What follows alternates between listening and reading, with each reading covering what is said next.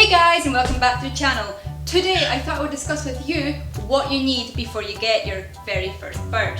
Before we continue, make sure to press that subscribe button and press the small bell button as well so you get all those notifications when we release new videos. Yeah?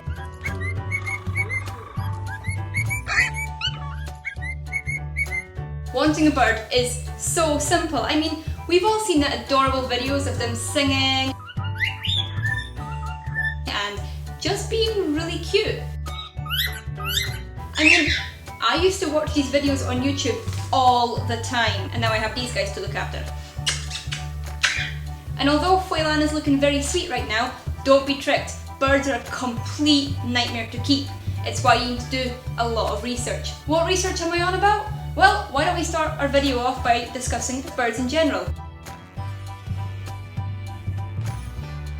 Because obviously, if you're going to be getting a parrot, you need to know what parrot. So research is going to help you with that a lot. Don't just go, I want a cockatiel because that person is cockatiels. Or I want a macaw. Macaws are cool. Look at that macaw. That's not going to work. Each species behaves differently and has different traits. So you need to look into what species fits into your lifestyle. Just because cockatiels work with mine doesn't mean they're going to work with yours. For example, I could really want a conure, but I don't want to constantly be chasing a conure for getting into things that they shouldn't be, because conures are like that. Also, I'm not the greatest at accepting bites, and conures enjoy using their beaks to communicate, so they're clearly not a species for me. That doesn't mean I don't love them. I do, I appreciate conures so much, but I just can't handle one. While researching your chosen bird species, make sure to look at how long they live. I mean, these guys can live up to 30 years, which is a long time. Are you prepared to be taking care of a toddler with no manners for that long? Maybe even longer? I mean, we have Corliss, our military macaw. She's going to probably outlive us. That's another thing. If you're getting big birds, be prepared to put them on your wills. It's gonna happen. On top of doing all of that research into finding the perfect bird for you, please make sure to ask those in your household if they are okay with the bird. Don't downplay it, tell them how it is. You don't want your household hating you and your bird. Parrots are actually one of the most rehomed animals because people don't know what they're getting into, they get the wrong species for them, or they just impulse buy. Please, please, please do your research.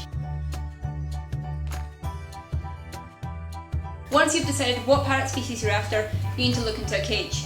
Now, cages are expensive. A lot of the time, half the price of the bird, sometimes more. Majority of the cages that you see sold in pet shops are not big enough to keep a parrot. So before getting one, please do your research. A cage should technically be double the wingspan of your bird. They should be longer rather than taller. A friend of ours over on Instagram called Flying Orion actually did an illustration to convey this message further.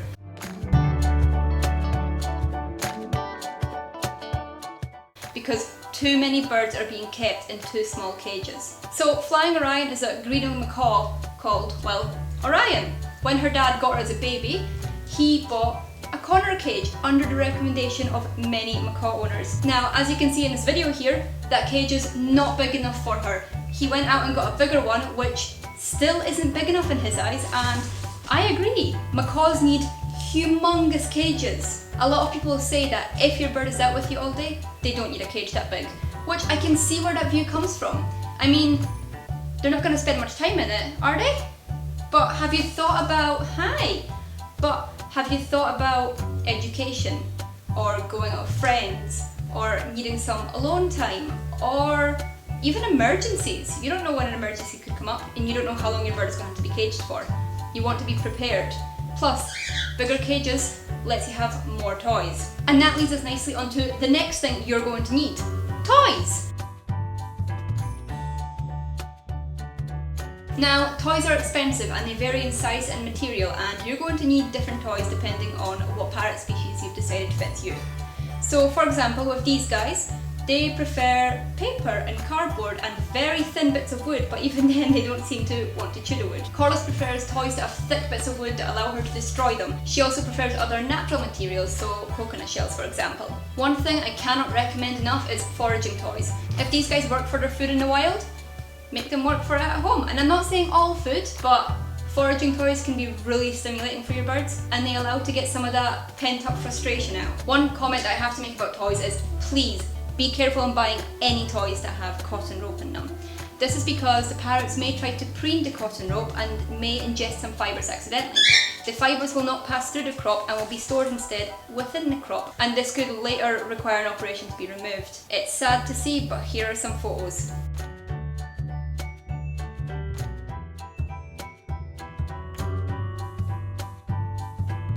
Now, another thing that you're going to be needing for your bird is food. A lot of people don't seem to realise that birds require a lot of fruit and veg, and I do mean quite a decent amount. For some species it should make up like 80% of their diet, if not more. Fruit and veg can be presented in a bowl or on a skewer. It can be presented in large pieces, in full veg, or even put through a food processor. Do whatever works for you, but always keep your bird in mind. Alongside veg, you're going to be needing either seeds or pellets. Now, do your research into this, guys. Different people have their different opinions. We feed both seeds and pellets alongside veg, but everybody is different. While researching your pellets, please be extra aware of potential brands that may be using added sugars or dyes within their food. These are often not healthy and in fact dangerous to your parrot. Here's a video of a friend of ours, Parrot Valency, over Instagram, leaving a review about one of them. This is literally candy.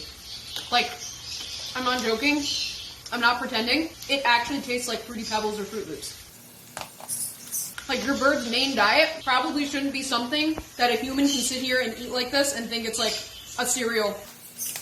Like, it tastes like a sugary cereal. And if you look on the ingredients, sugar is like in the first 5 ingredients or something like that. Just straight sugar. Not like some fruit that like has sugar in it, just straight sugar. It tastes like sugar, it is sugar. So, this is like basically they're comparing seeds to candy. No, this is candy. Oh, and the naturals is like the same thing. It also tastes like candy. Here's like same thing. And if you look in the ingredients, this one also has sugar. Just added sugar. That's why the birds like it so much, because it's just sugar. Oh, I almost forgot to add nuts. So nuts can greatly enrich a bird's diet. They are more often fed to the bigger guys as treats and can actually be given as a distraction for them or used as a high value treat if given in the shell. I feel like this one shouldn't need to be talked about, but I'm going to talk about it because there isn't enough awareness brought to this. So, when you bring your parrot home, please alter your home and not your bird. What I mean by this is, make sure that your home is safe to have a bird in. Do not clip your bird's wings. So, if you're cooking, bird goes in the cage. Windows are open, bird goes in the cage or in a room where the windows aren't open. You got animals? Cats and dogs out the room when the bird is out. You don't need to clip a bird's wings to keep them safe. Clipping wings actually does the very opposite and causes a lot of physical and mental issues for parrots. If you're interested in learning about wing clipping, this website is amazing and will teach you everything you need to know. Everything written on this website has been researched by professionals and it is all cited. I'll stick a link down in the description for you guys as well. The last thing you're going to need is time and patience, because these guys, they may be small, but they often are a lot more work than cats and dogs. I know it doesn't look like it right now of how easily I'm cuddling him, but I've been giving them attention all day. This is why he's so calm.